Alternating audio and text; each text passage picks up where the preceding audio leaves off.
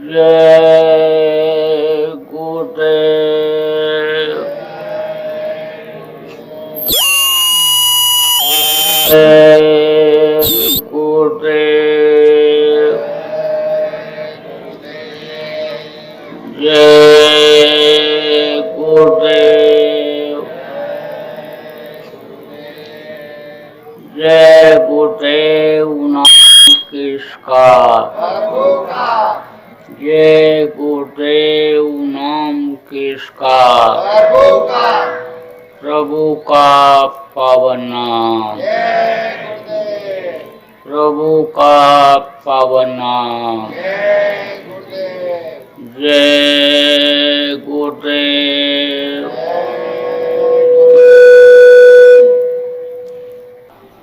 देखो, गुलाम की अपनी कोई ख्वाहिश यानी इच्छा नहीं होती है।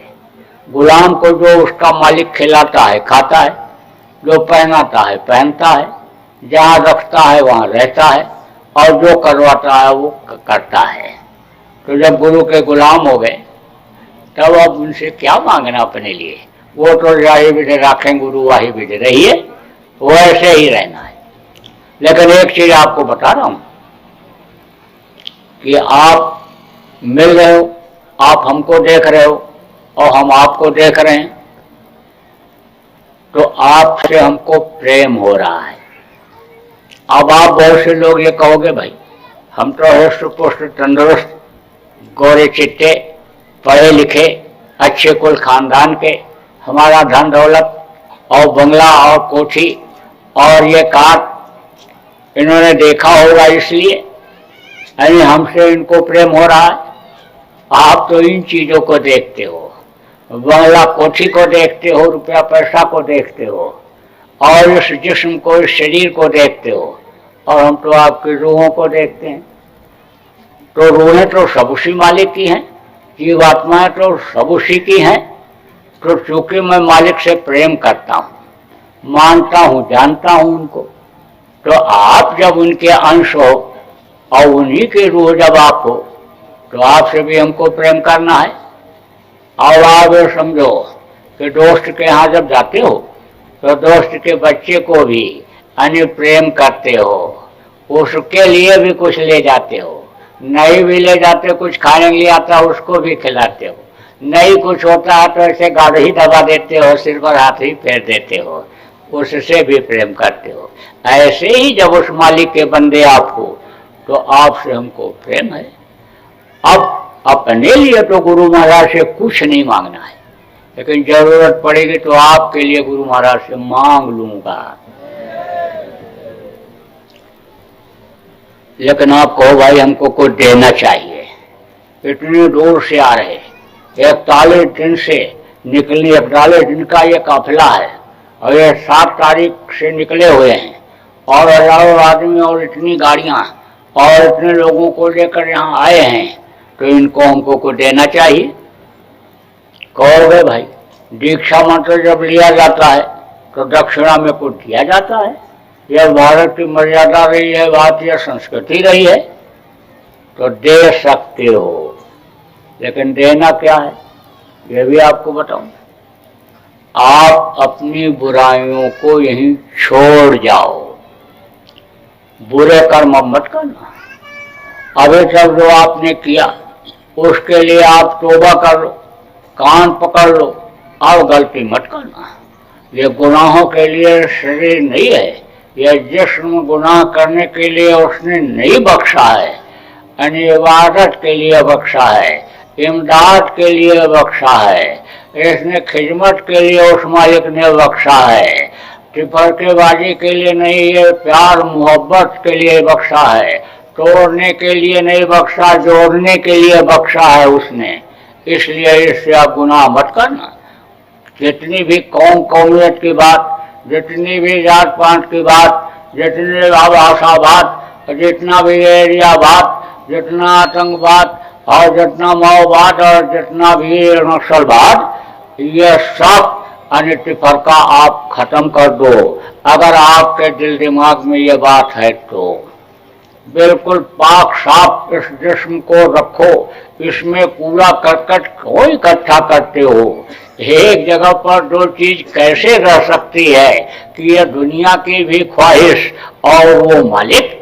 अरे कहा कि दिल का हुर्रा साफ कर राना के आने के लिए, और ख्याल घरों का हटाओ उसको बिठाने के लिए।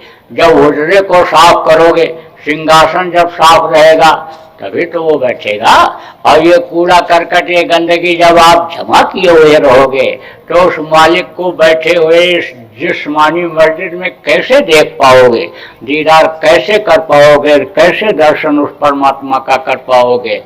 इसलिए आप परकेबाजी और ये सारी चीजें खत्म करो। अभी तक जो आपने मांस खाया, मछली खाया, अंडा खाया, शराब पिया, ताड़ी अफीम का सेवन किया, दूसरी औरत के साथ बुरा कर्म किया, अब मत करना है। तौबा कर लो, कान पकड़ लो कि अभी तक जान में और अनजान में जो मेरे से गलती हो गई उसके लिए माफी चाहता हूं, अब आगे गलती नहीं होगी। देखो, जैसा मैंने बताया, मांस मनुष्य का भोजन नहीं, खून बेमेल हो जाता है, रोग हो जाता है, बुद्धि काम नहीं करती, इसलिए मत खाना। जो जानवरों को मारता है, काटता है, लाता है, पकाता है, खाता और खिलाता है, सबको बराबर पाप लगता है। इसलिए अब घर में नहीं आना चाहिए, पाप अब नहीं होना चाहिए। मछली क्या है? तालाब की सफाई के लिए बनाई गई। तालाब में आप कोई गंदी चीज डाल दो तो मछली खा जाती है। खकार के ठोक दो, टट्टी करके धोने के लिए जाओ, टुकड़े गिरेंगे, मछली खाएगी। कोई गाय, बैल, भैंस, सुअर, मुर्गा, बकरा बह करके नदी तालाब में आएगा, कीड़ा मकोड़ा बह करके नदी तालाब में आएगा, उसको मछली खाएगी। जब मर जाती है, पानी के ऊपर तैरती है, तो गीध और कौवा खाते हैं। तो गीध और कौवा का खाना मत खाना। अंडा क्या है? ये माताएं मासिक धर्म होती हैं, खराब खून इकट्ठा हो जाता है तो बच्चा बन जाता है। मुर्गियों का खराब खून और उनके टट्टी पेशाब का खराब हिस्सा जब इकट्ठा हो जाता है तो वही अंडा बन जाता है। तो डॉक्टर साहब लोग तो कहते हैं अंडा खाओ, ताकत आ जाएगी। लेकिन ये डॉक्टर जो अंडा खाते और खिलाते हैं, यह सब अज्ञानी है। जितने वैज्ञानिक अंडा खाने वाले सब अज्ञानी। कहते तो हैं कि मैंने तरक्की किया, जमीन से हम हवा में उड़ने लग गए, हेलीकॉप्टर बना लिया, हवाई जहाज बना लिया, लेकिन बगैर पेट्रोल के कोई उड़ता है? एक अगर न ढीला हो जाए तो मुंह के बल नीचे गिरता है। वो भी तो कोई विज्ञान था कि हनुमान जी जब संजीवनी बूटी लेने के लिए गए थे तो कोई हेलीकॉप्टर हवाई जहाज पर बैठ कर गए थे? उड़ करके गए थे, पूरा पहाड़ उठा करके ले आए थे। संसार में कोई ऐसा हवाई जहाज बना कि जो पहाड़ उठा करके ले आओगे? तो कितना भी डॉक्टर टर टर करता रहे, न तो अंडा खाना और न बच्चों को खिलाना। और बच्चों को तो यही सिखा दो कि बेटा घर से बाहर की कोई चीज खाओ ही नहीं, और नहीं तो बाहर की चीज जब उनके मुंह लग जाती है तो फिर वही खाते हैं। घर की रोटी कितनी भी बढ़िया आप बना करके रख दो तो खाते ही नहीं है। अब पैसे के लिए लोगों ने दीन और धर्म को इस कदर बेच दिया कि बाजार में मिलावटी चीजों को उतार दिया। अब वो मिलावटी चीजें बच्चों की, यानी किडनी खाए जा रही हैं, लीवर खाए जा रही हैं, छोटे छोटे बच्चों को बवासीर बकंदर हो रहा है, हार्निया हाइड्रोसील हो रहा है। इसलिए थोड़ा सा बचने और बचाने की जरूरत है। तो अंडा मत खाना और शराब मत पीना। शराब में तो है 1000 बुराई। जो शराब पीता, मांस खाता, व्यभिचार करता, खून कत्ल करता, बाल बच्चों को मारता, जमीन जायदाद को बेचता, क्या क्या बुरा कर्म नहीं करता है। अरे शराब अगर देश में बंद कर दिया जाए तो 50% अपराध और भ्रष्टाचार अभी खत्म हो जाए। तो आप कुछ लोग इसमें राजस्थान के जरूर होंगे। सब जगह मिलते हैं, सभी प्रांतों में। जहाँ जाता हूँ वही राजस्थान के लोग मिलते हैं। अरे यहाँ भारत की बात तो छोड़ो, विदेशों में जहाँ गया वहाँ भी मिले। तो एक आदमी से मैंने कहा, भाई आप लोग सब जगह यहाँ भी पहुँच गए? तो कहते जहाँ न जाए बैलगाड़ी वहाँ जाए मारवाड़ी। तो सब जगह राजस्थान के लोग मिलते हैं। तो राजस्थान में कहावत है कि भांग मांगे भूंगड़ा और गांजा मांगे घी और दारू मांगे खूसड़ा, जितनी इच्छा होती। अब इसको हिंदी में बताने कैसे? देखो, अगर कोई भांग खा के आ गया, नशे में है, तो उसको भुना हुआ चना खिला दो तो उसका नशा उतर जाएगा। कोई गांजा पी करके आया, नशे में है, तो उसको आप थोड़ा घी पिला दो तो उसका नशा उतर जाएगा। और कहा अगर शराब पी के आ गया तब तो कुछ खोजना ही नहीं है। जूता उतारो पैर में से, जूता, और 2-4 जड़ दो, बस शराब का नशा उतर जाता है। तो देखो, हमको तो माफ करना, आप कोई पीते हो तो नाराज मत होना मेरे ऊपर। मैं तो कह नहीं रहा हूं, वो तो जो वो लोग कह रहे हैं वही मैं आपको बता रहा हूं। लेकिन एक बात जरूर कह रहा हूं कि जिनको उतारना अभी तक मालूम नहीं था, उनको भी उतारना मालूम हो गया। और शाम को अगर पी करके आए और इन्होंने जड़ दिया गाल के ऊपर, तो कितना भी कहोगे तू मेरी घरवाली और मैं तेरा पति परमेश्वर और तूने मुझको खूसड़ा मारा, तो ये तो पैर छू लेंगी और कहेंगी आपको तो मारा नहीं, मैंने तो उसको मारा जो उतर गया। तब क्या करोगे? गाल तो लाल हो ही जाएगा और तेज पड़ गया तो चमड़ी उजड़ जाएगी। इसलिए आपसे ये प्रार्थना है, विनती है, मिन्नत है, आरजू है कि आप और शराब मत पियो और शराब को आप नहीं छोड़ जाओ, अब मत पीना। और शराबी का साथ मत करना, साथ अगर उसका नहीं छोड़ोगे तो शाम को फिर पिला देगा। यह साथ के असर से ही पीना होता है। खराब साथ मिल जाता है शराबी का तो पिलाने लगता है। एक आदमी ने बताया कोका कोला में पिलाया पहले और फिर एक दो ढक्कन देने लगा और फिर तो बोतल का बोतल चलने लग गया। तो अब आप ये समझो कि साथ का इतना असर कि देखो कई कितना प्रेम करती थी राम से, लेकिन मंथरा उसकी दासी 24 घंटा साथ रहती थी और समझा समझा करके राम को जंगल भिजवा दिया।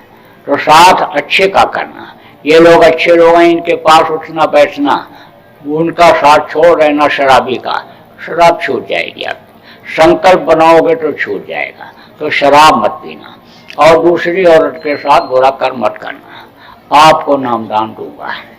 अब आप ये समझो कि जिसका नाम होता है उसका रूप होता है, उसका स्थान होता है और उसकी आवाज होती है। अच्छे रहना और इसको नाम को जो मैं बोलूंगा इसको आप दोहरा लेना और उसके बाद में तेलुगु में आपको समझा देंगे, पूरा आपको समझा देंगे कि किस तरह से नाम और रूप स्थान आप याद करोगे, कैसे सुमिरन करोगे, कैसे ध्यान करोगे, कैसे भजन करोगे, ये आपको तेलुगु में भी बाद में समझा देंगे। इस समय पर तो आप खाली सुन लो। तो जिसका नाम, उसका रूप, उसका स्थान, उसकी आवाज, 5 नाम, 5 रूप, 5 स्थान, 5 की आवाज, तो वो मैं अभी आपको रटाऊंगा, याद कराऊंगा। याद कर लो जितना याद कर पाओ, नहीं तो फिर कागज ले लेना या लिख लेना और याद कर लेना। फिर जब याद हो जाए नाम रूप स्थान और आवाज तो कागज को फाड़ करके कहीं सुनसान जगह पर फेंक देना। बताना मत किसी को और न टेप करके सुनाना। अगर आप बता दोगे या टेप करके सुना दोगे तो उसका तो कोई फायदा होने वाला नहीं और ये नाराज हो जाएंगे तो आपका हो जाएगा नुकसान। इसलिए बताना मत किसी को।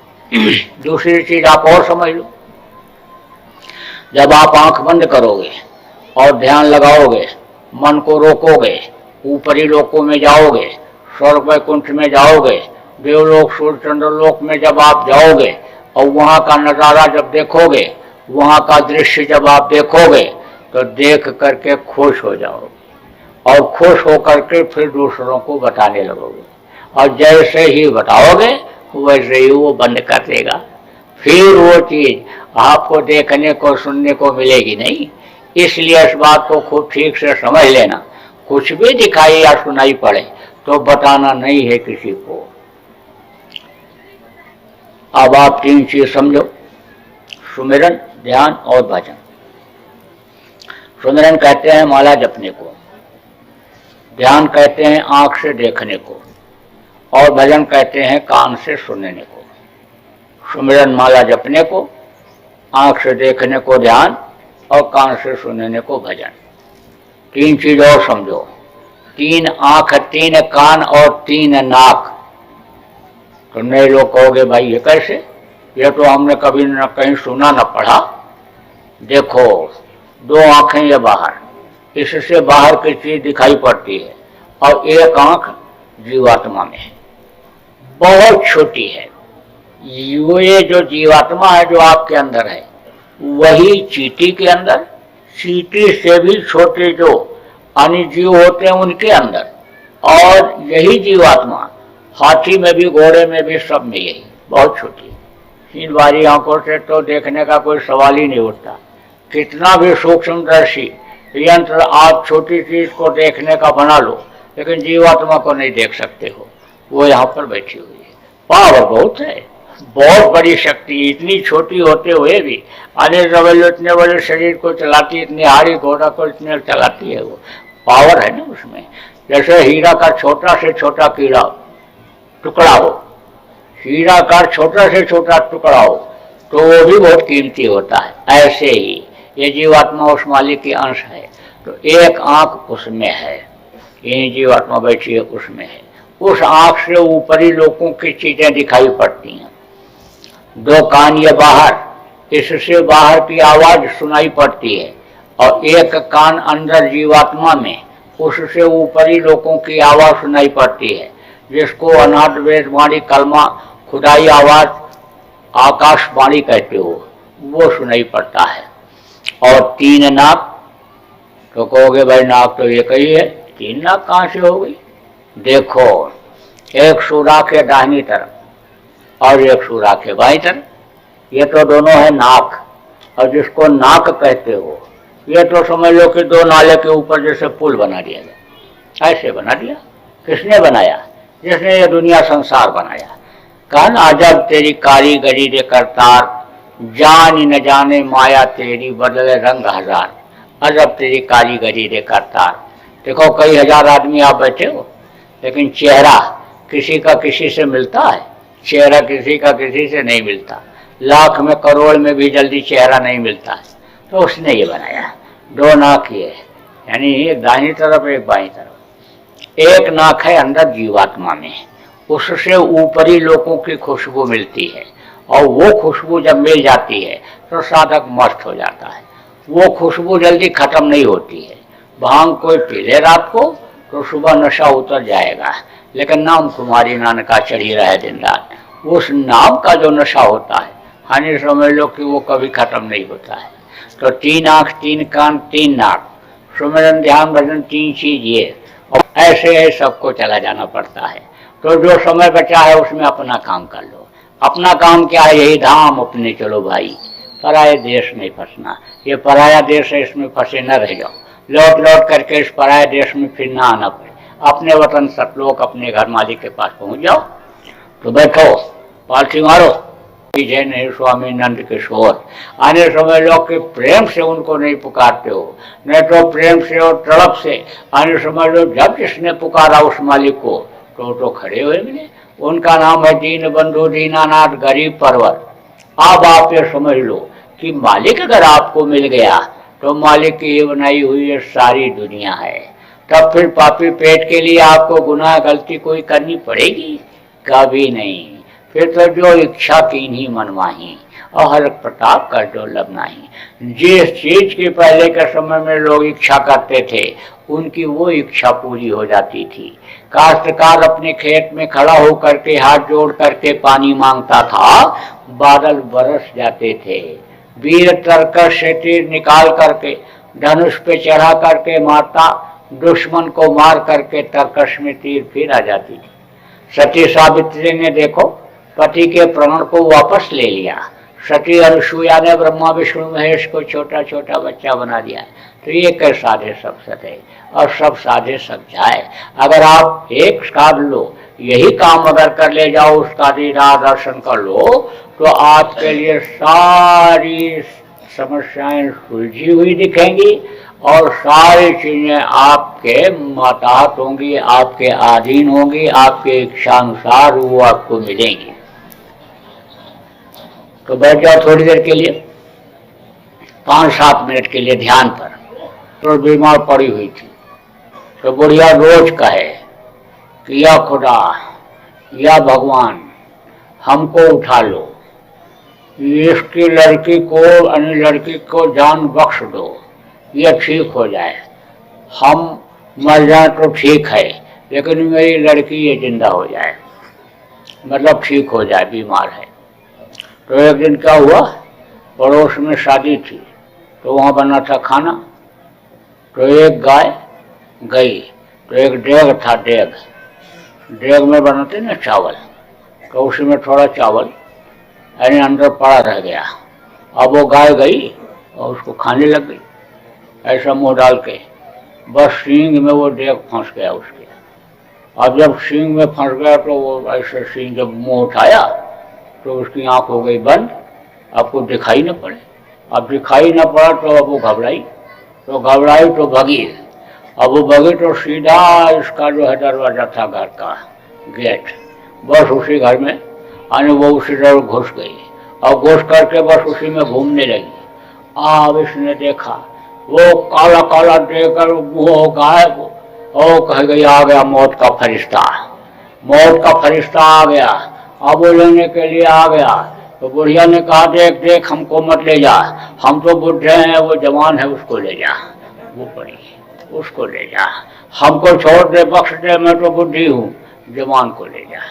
तो आदमी कहता कुछ है, वो कहता कुछ है, लेकिन वहाँ ये बात नहीं है, वहाँ एकदम साफ सुथरा मामला है। तो जितना ही मेहनत करोगे उतनी ही कामयाबी आपको मिलेगी। कहीं भी खाली बैठे हो, आँख बराबर आदत डालनी है, और एक बार तार जब जुड़ गया तो फिर जल्दी टूटता नहीं है। रात को सोने के लिए जाओ और सुनते सुनते सो जाओ। अब सोने से पहले आवाज अगर आ गई तो रात भर आती रहेगी। कहा ना जागत में सुमिरन करे और सोबत में लौ लाए और सहज रस रहे, तार टूट न जाए, फिर तार नहीं टूटता है। तो असली चीज यह है, असला काम यह है। इसको जब आप करने लग जाओगे आपको आनंद आएगा, मस्ती आएगी। तो अभी तक आप जो भी अनिक करते रहे वो सब भूल जाओगे और इसी को करने लग जाओगे। मैं ये नहीं कहता हूँ कि जो भी पूजा पाठ आप करते हो, जो भी साधना आप करते रहे अभी तक, उसको आप बंद करो, ये मैं नहीं कहता हूँ, लेकिन इसमें आप समय जरूर देना। वो अपने आप छोड़ दोगे। कैसे? जैसे कोई एक दुकान करता हो और दुकान चलती हो, दूसरी दुकान खोल ले और वो इससे ज्यादा चलने लग जाए तो पहले वाली दुकान अपने आप बंद कर देता है, उधर ध्यान नहीं देता है। ऐसे ही जब ये चीज आपको मिल जाएगी और इधर आपका विकास हो जाएगा, तब अरे आप इधर उधर से ध्यान हटा करके इसी को करोगे। लेकिन एक बात को विश्वास करके आप शुरू कर देना और देखो परिवर्तन बहुत बड़ा होगा। परिवर्तनशील यह संसार है, हमेशा परिवर्तन होता आया है और परिवर्तन अभी आगे बड़े बड़े होंगे। आप ये समझ लो कि यानी युग बदलता है। यानी समझ लो कि सतयुग पहले समय में था, फिर त्रेता आया, फिर द्वापर आया और फिर कलयुग आया।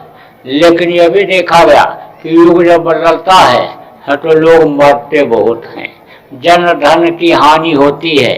त्रेता जब जाने को हुआ तब देखो बहुत मरे, 1 लाख को 1.25 लाख नाती, हत्या रावण घर दिया नबाती, एक ही परिवार के इतने थे और नहीं रह गए। द्वापर समझ लो कि जब खत्म हुआ, कलयुग आने का हुआ, तो 18 दिन के अंदर महाभारत में 11 अक्षौणी सेना खत्म हो गई। 56 करोड़ यदुवंशी 1 घंटे में खत्म हो गए। तो समझ लो कि विनाश बहुत होता है। अब कलयुग आने के जाने का और सतयुग आने का संकेत ये महापुरुष दे करके गए। धार्मिक किताबों में लिखा हुआ है, लिंग पुराण के 40वें अध्याय में है, सूर सागर में है, जगन्नाथ दास की उड़िया किताब में लिखा हुआ है। और हमारे गुरु महाराज तो बराबर कहते रहे कि कलयुग में कलयुग जाएगा और कलयुग में सतयुग आएगा। तो कलयुग अभी जा नहीं रहा है, लेकिन कलयुग में ही अभी कुछ समय के लिए सतयुग आएगा। अब आप ये समझो कि सतयुग ऐसे ही नहीं आ जाएगा। कलयुग जब जाएगा तब सतयुग आएगा। एक गद्दी पर 2 राजा एक साथ नहीं बैठ सकते हैं। सतयुग पड़ेगा जबरदस्त और कलयुग हो जाएगा कमजोर। तो सतयुग के सामने कलयुग बैठ नहीं पाएगा, वो गद्दी छोड़ेगा। तो जो कलयुगी प्रेमी हैं उनको अपने साथ ले जाएगा। तो उसमें बहुत मरेंगे। और जो अगर मौत के मरते हैं वो प्रेत योनि में जाते हैं। प्रेतों का मुंह बहुत पतला होता है, मुंह पतला होता है, पेट बड़ा होता है, तो खा नहीं पाते हैं, पेट भरता नहीं है, तो परेशान रहते हैं और दूसरों को परेशान करते रहते हैं।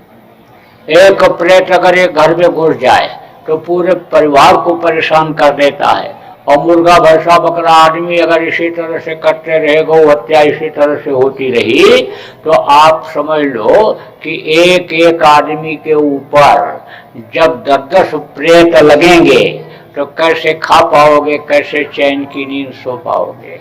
इसलिए थोड़ा सा इनको बचाने की जरूरत है, समझाने की लोगों को जरूरत है कि तुम लोग शाकाहारी हो जाओ।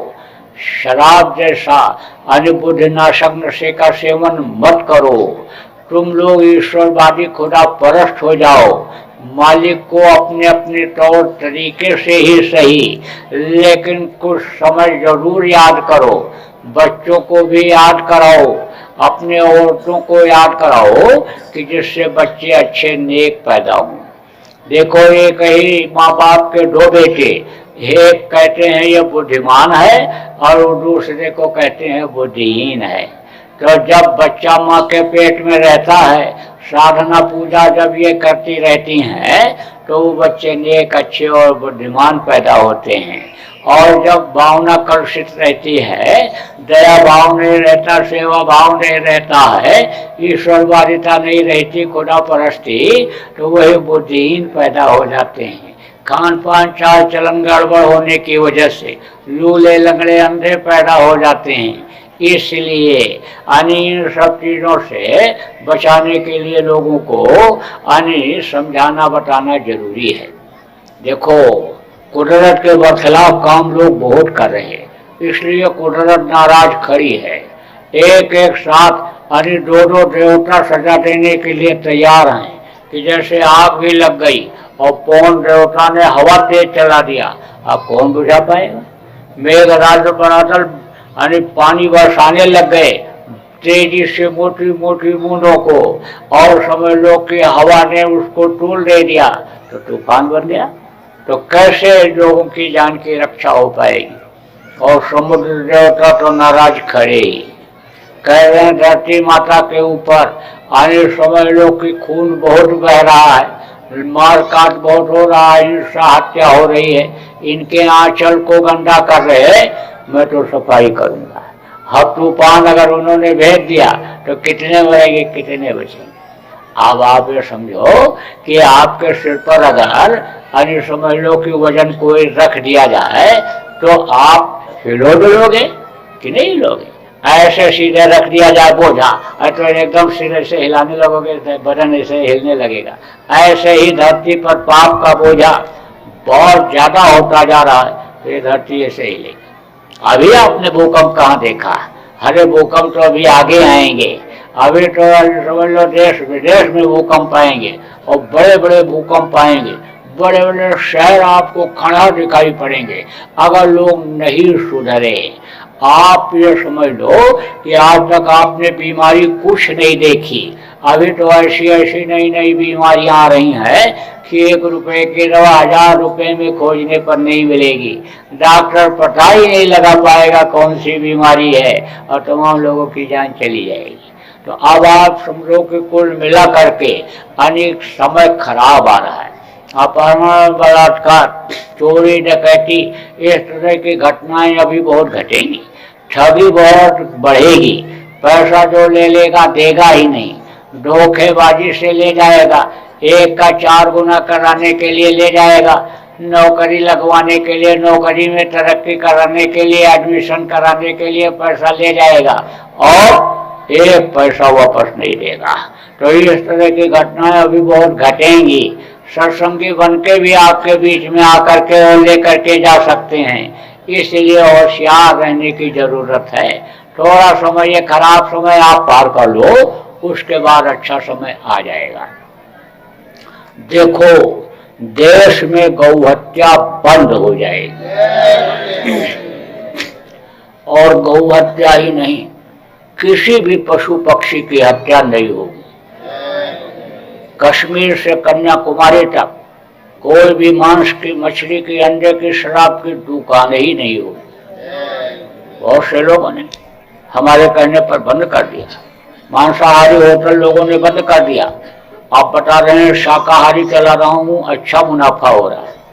नहीं मालूम था, अंडे का धंधा करता था, बोला नहीं मालूम था कि इसमें जीव होता है, जीव हत्या होती है, इसलिए आप आज से नहीं, पूरा ट्रे उठा के इसे फेंक दिया और दूसरा धंधा करने लगा, उसमें ज्यादा आमदनी हो रही। बता रहा बीमारी भी नहीं घर में और लड़ाई झगड़ा भी कम हो गया और घर में शांति है। अब भजन करता हूँ, बच्चों को कराता हूँ, तो हमारे पास तो सब तरीका है। मैं तो बता दूं, 1 कमाए और 10 खाएं, वो तरीका है। तो समय अच्छा आएगा। अच्छा समय जब आएगा तो कोई भी औरत रात को 12 बजे देश के किसी भी सड़क पर घूमेगी, देख करके किसी की नीयत खराब होगी ही नहीं। भावना बदल जाएगी, विचार लोगों के बदल जाएंगे। भावना की ही तो बात होती है। जवान भाई और जवान बहन एक ही चारपाई पर सोए रहते हैं, उनकी भावना अलग रहती है और पति पत्नी की भावना अलग रहती है। भावना बदल जाएगी। दूसरे के धन को जहर से भी जहर समझेंगे लोग, दूसरे की माँ बहन को अपनी माँ और बहन की तरह से समझने लगेंगे। यानी नियम कानून बदल जाएगा। देखो, संविधान जब बना था तो बनाया तो था उन्होंने बड़ा अकल लगा करके, लेकिन उस समय और आज की परिस्थितियों में बहुत अंतर हो गया। नियम और कानून जो पहले बने थे, उस नियम कानून के अंतर्गत इस समय पर न तो किसी को न्याय मिल पा रहा है और न न्याय देने वाला न्याय दे पा रहा है। कानूनी पर पेचीदी है, यानी इतनी उलझन है, उतना है कि न्याय करने वाला भी सोच रहा है कहीं हम कानून में न फंस जाएं। तो अब आप ये समझ लो परिणाम क्या हो रहा है कि कितने लाख मुकदमे यानी पेंडिंग पड़े हुए हैं। 60 साल से मुकदमे चल रहे हैं, खत्म होने का नाम नहीं ले रहे। सुरक्षा करने वाले सुरक्षा कर नहीं पा रहे हैं, सुरक्षा लोगों को मिल नहीं पा रहा है। तो अगर संविधान में परिवर्तन कर दिया जाए, विशेषज्ञों को बैठा करके और जनता के हित को देखते हुए जनता को किस चीज की इस वक्त पर आवश्यकता है उसके अनुसार परिवर्तन अगर कर दिया जाए तो अभी व्यवस्था सही हो जाए, न्याय सबको मिलने लग जाए, सुरक्षा, न्याय सुरक्षा मुख्य चीज है वो मिलने लग जाए और लोगों की रोटी रोजी की भी समस्या अभी सुलझ जाए। ऐसा कानून बना दिया जाए, ऐसा नियम बना दिया जाए कि जिसके पास है यानी वो खाए और जिसके पास खाने को नहीं है उसकी व्यवस्था कर दी जाए। तो अभी देखो व्यापारी जगह जगह पर कल कारखाने लगा देंगे, यानी उनको थोड़ी सी छूट दे दी जाए, बच्चों को शिक्षा दी जाए इस तरह की कि उनको यानी स्कूल से निकलते ही यानी समझ लो काम उसी में मिल जाए, नौकरी उसी में मिल जाए, तो विदेश उनको बाहर भागना न पड़े। विदेशी कंपनियों को लाने की हिंदुस्तान में जरूरत ही न रह जाए, कोई रिस्क रह ही नहीं जाएगा, क्योंकि ये कंपनियां अपना अगर यहाँ जड़ जमा ली तो भारत के अंदर सब खत्म हो जाएगा, कुछ नहीं रह जाएगा, ये कल कारखाने बंद हो जाएंगे। अभी सस्ते रेट में जब अनिल बेचेंगे तो सब वही माल खरीदेंगे, और ये कंपनियां जब बंद हो जाएंगी तो उसका दाम बढ़ा देंगे और चौगुना मुनाफा लेकर के वहाँ चले जाएंगे। देश का पैसा सब विदेशों में चला जाएगा, और उनको बैठने की जगह जब यहाँ मिल जाएगी कि पॉइंट पर अपने आदमी जो बैठे हुए, जब उनको लालच दे करके अपने वश में कर लेंगे तो जो चाहेंगे वो करेंगे। ईस्ट इंडिया कंपनी जब यहाँ पर आई थी, अंग्रेज जब आए थे, अरे तो कोई राज करने के लिए से थोड़ा आए थे, वो तो व्यापार करने के लिए आए थे, लेकिन धीरे धीरे बैठने की जगह जब मिली तो पैर फैलाने लग गए, और उसके बाद फिर सोने की जगह बना लिया और फिर वो पूरा हुकूमत करने लग गए।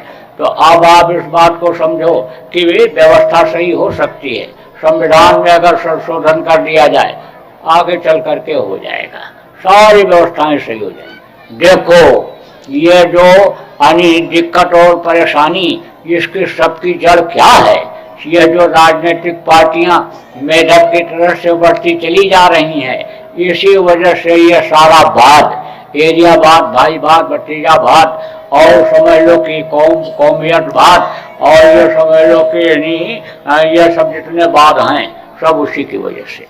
ये जितने पार्टियां हैं सब खत्म कर दी जाएं और अच्छे लोगों को उसमें से निकाल लिया जाए और उनको ट्रेनिंग दिया जाए, पढ़ाया जाए उनको कि राज्य को कैसे चलाना है, देश को कैसे चलाना है, और उसके बाद जो वो परीक्षा दें और उसमें जो पास हो जाएं, तो जैसे नौकरी की ट्रेनिंग दी जाती है, नौकरी करने से पहले ट्रेनिंग दी जाती है, ऐसे ट्रेनिंग करके और फिर उसमें जो 1 नंबर 2 नंबर 4 नंबर मेरिट में जो आते हैं उनको उसमें लिया जाता है। इस तरह से अच्छी क्रीम ब्रेन लोगों को, देशभक्त लोगों को निकाल लिया जाए, शाकाहारी सदाचारी लोगों को निकाल लिया जाए, तो उसी में जैसे IAS में कलेक्टर हो जाते हैं और फिर कम रैंक वालों को IPS में भेज देते हैं और फिर RS में भेज देते हैं, ऐसे उनको इनको भेजा जाए।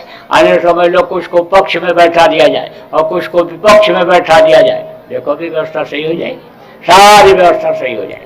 तो देखो हमको ज़्यादा कुछ बोलने का नहीं है, ये तो हमारा आध्यात्मिक कार्यक्रम, हमने आपको सुनाया, समझाया और अनमोल चीज दे दिया, नामदान दे दिया, आप लोग भजन करना है। लेकिन मोटी बात हमको ये कहना है कि आगे चल करके व्यवस्था सही हो जाएगी।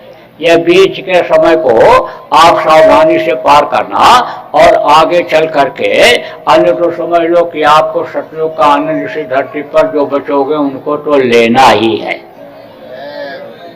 देखो भारत आध्यात्मिक गुरु बन करके पूरे विश्व में उभरेगा, एक ऐसा समय आएगा। अब उस समय को जो बचेंगे वो देखेंगे, और नहीं तो ये मृत लोक है, आने जाने का संसार है, जिनका समय पूरा हो जाएगा चले जाएंगे। लेकिन हम ये नहीं चाहते हैं, हम ये चाहते हैं कि बगीचा भी आप लगाओ और फल भी उसका आप खाओ। तो जितना जल्दी आप मेहनत कर लोगे उतना ही जल्दी अच्छा समय आ जाएगा, और नहीं तो फिर अभी समझाने में समय लग रहा है, और फिर शक्ति होगी तब उसमें लोग सुधरेंगे, और नहीं तो कुदरत तो बिल्कुल सही कर देती है। कुदरत का तो थप्पड़ इस तरह से लगता है कि जैसा जब राम ने लगाया तो समझ लो कि हाँ जी पूरा खानदान ही खत्म हो गया रावण का। जैसे कृष्ण ने मारा तो एकदम छोड़ी 11 छोड़ी सेना खत्म हो गई, 56 करोड़ वंशी खत्म हो गए। ऐसे कुदरत का थप्पड़ लप्पड़ लगता है। तो भाई वो समय ना हो, सुधार दिया जाए लोगों को। गुरु महाराज भी चाहते थे हिंसा हत्या न हो, मरे कम लोग, हम भी यही चाहते हैं कम लोग मरें और अच्छा समय देख लें। तो बोलो जय गुरुदेव। तो देखो हमारा आश्रम है उज्जैन में, वहाँ पर कार्यक्रम होते रहते हैं। अभी 28 तारीख को और 1-2 मार्च को होली का कार्यक्रम वहाँ पर होगा, तो आप वहाँ पर आ जाइए। जिनका बहुत ज़रूरी ना होगा यहाँ रुकना, वो लोग आप लोग आ जाइए। वहाँ सत्संग भी आपको मिलेगा और ध्यान भजन का भी मौका मिल जाएगा। बराबर कार्यक्रम वहाँ होते रहते हैं। भंडारे का कार्यक्रम उसके बाद में होगा। पिछले साल भी भंडारा हुआ था, 23 मई को 1 लाख लोगों ने एक जगह वहां पर शाकाहारी रहने और शाकाहारी प्रचार करने का संकल्प लिया था, जिसका वर्ल्ड रिकॉर्ड बना, golden book of world record में दर्ज हुआ। बराबर अन्य समझ लो कि कार्यक्रम वहां होते रहते और ऐसे भी काफिला निकलता रहता है। पिछले साल बहुत बड़ा काफिला निकला, फिर 23 अक्टूबर को काफिला निकला और इधर आपके 4 प्रांतों में गया। 31 दिन तक अन्य समझ लो बराबर चलते रहे, उसका समापन किया। और ये आपका फिर काफिला निकल गया, 7 तारीख को पिछले महीने में निकला। ये आपके 8 प्रांतों में यानी समझ लो कि ये काफिला कार्यक्रम करेगा। यानी मध्य प्रदेश से चले और आपके आ गए यानी समझ लो महाराष्ट्र में, और फिर उसके बाद कर्नाटक, और फिर उसके बाद आपके कर्नाटक के बाद तमिलनाडु और आंध्रा, और आपका समझ लो कि ये यानी समझ लो कि ये आपका यानी तेलंगाना, और तेलंगाना के बाद फिर जाएंगे महाराष्ट्र में, और फिर छत्तीसगढ़ और उड़ीसा। छत्तीसगढ़ में 16 तारीख को इसी महीने में इस काफिले का समापन होगा, और उसके बाद में फिर जाएंगे, फिर होली का कार्यक्रम उज्जैन में होगा। तो थोड़ा समय निकाल लेना। देखो कोई चीज का नुकसान नहीं होगा, ये पक्की बात समझो। नुकसान हो तो होना नहीं, इसमें तो फायदा ही फायदा है। देखो हमारे साथ हजारों आदमी चल रहे हैं, एक दिन के लिए है, 41 दिन तक ये चलेंगे। अपना तेल, अपना खर्चा और अपना ये सब लौट के जाएंगे, तो इनका नुकसान कुछ तो होगा ही नहीं, इनका सब वैसे कैसा मिलेगा। अब इनको दोनों लाभ मिल जा रहा है, दोनों लाभ। अन्य समझ लो इनका घूमना टहलना और देखना भी हो जा रहा है, और समझ लो कि आपको शरीर से सेवा भी कर ले रहे हैं, एक दूसरे की सेवा कर लेते हैं, तो कर्म भी उसमें कट रहे हैं, लोगों के लेना देना भी अदा हो रहा है। और भजन की जगह यहाँ बनाई जाती है, भजन करते हैं। जो भजन करते हैं मन को रोक करके, उनकी साधना में भी तरक्की हो रही है।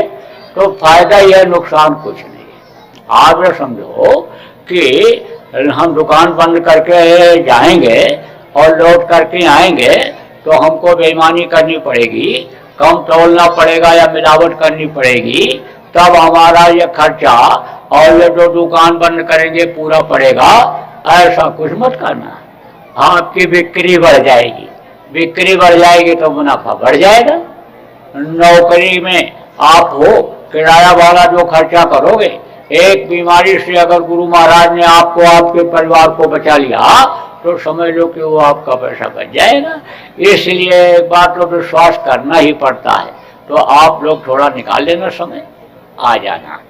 और देखो, आप जिनके यहाँ भी जगह हो, आप अपने यहाँ जगह दे दो उनको, प्रेमियों को, और आसपास के लोगों को इकट्ठा करके 1 घंटा अन्य समझ लो कि ध्यान भजन कराओ।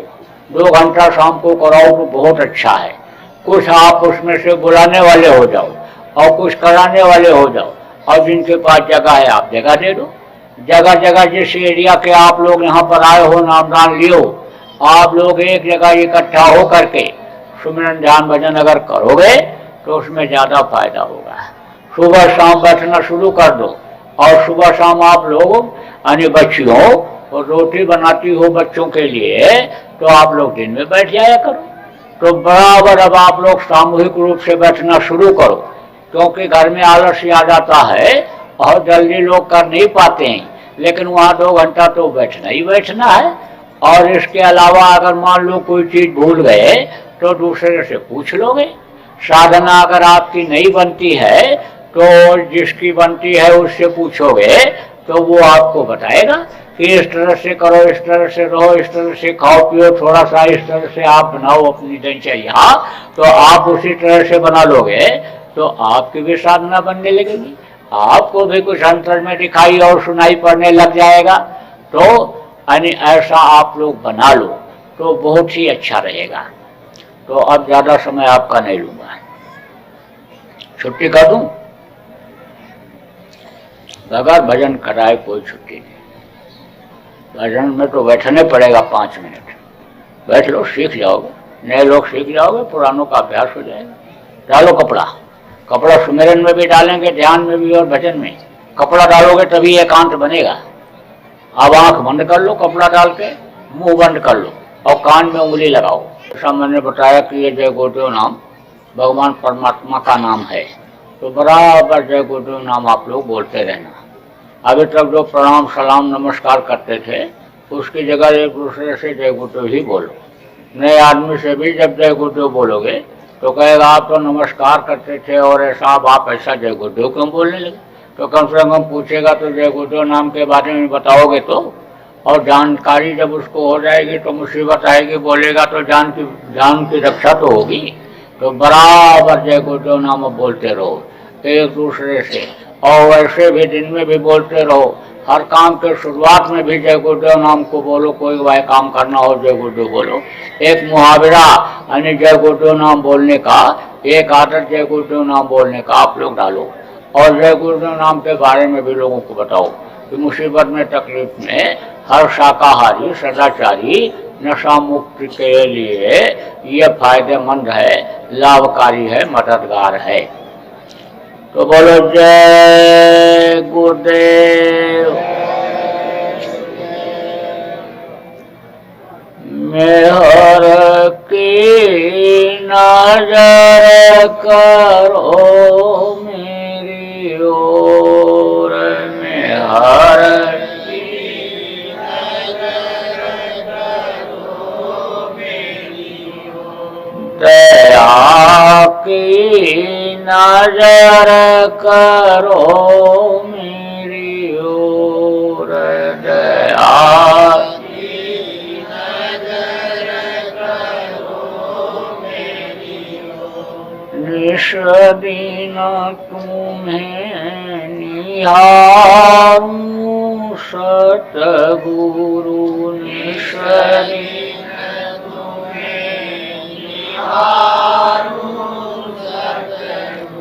जैसे चंद्र चकोर, जैसे चंद्र चकोर, दया की नजर करो मेरी ओर, दया की नजर करो मेरी ओर। जानू न कौन भूलहु ये तान से, जानू न कौन भूलहु ये तान से, लियो हमसे मुख मोड़, लियो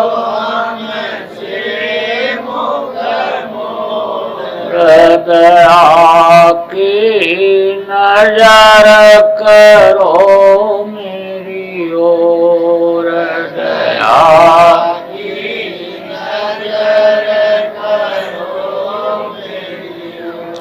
बालक जानी चूक बिसराओ,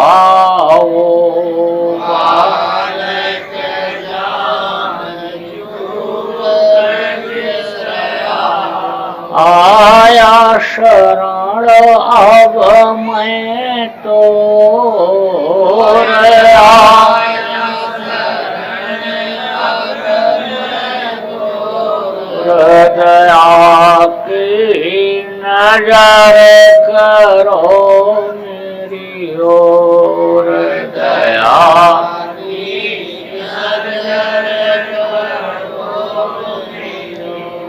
सदा दयालु स्वभाव तुम्हारा, सदा दयालु स्वभाव तुम्हारा। मेरी बेरिया का सब कठोर, मेरी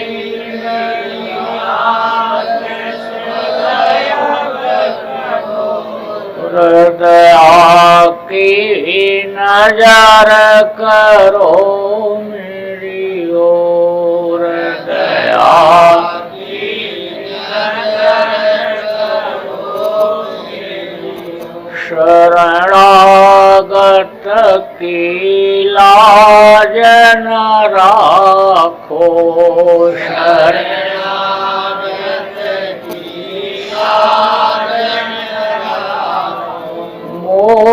पतित अब जाए कहीं और, मोक्ष पतित अब जाए कहीं और, दया की नजर करो मेरी ओर, दया की नजर करो मेरी ओर। अब की बार उबार ले वह जो, अब की बार उबार ले हिरणधर पग यही मगोर,